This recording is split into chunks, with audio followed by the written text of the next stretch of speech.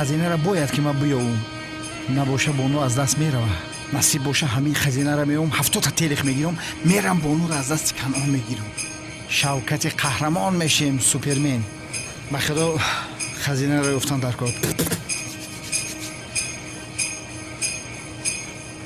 یا بسم الله. این تونلی دراز بوده ای.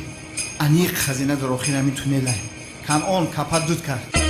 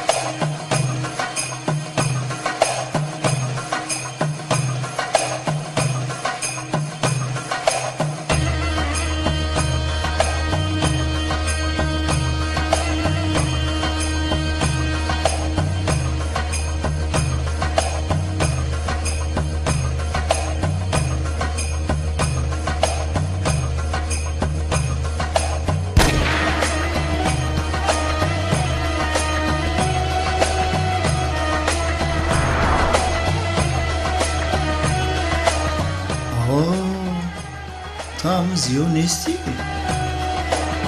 براتشکه پای زندگی چه؟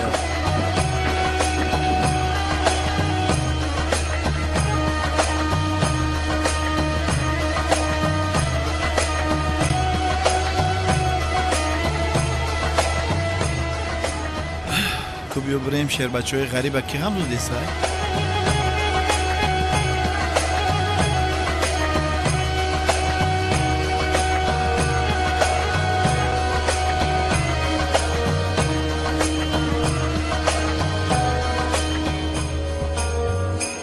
برادرو آرزونه عمل کنین عمل.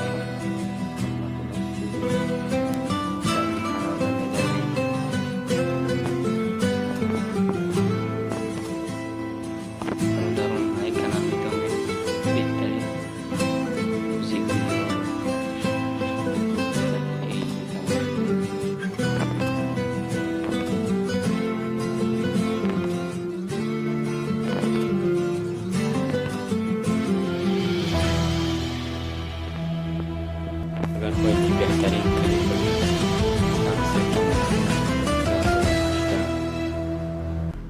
مرحمت در کلمی برادر رو نشوید. برای شما بهترین کلیپ کنسیده میپرتوی شما میگم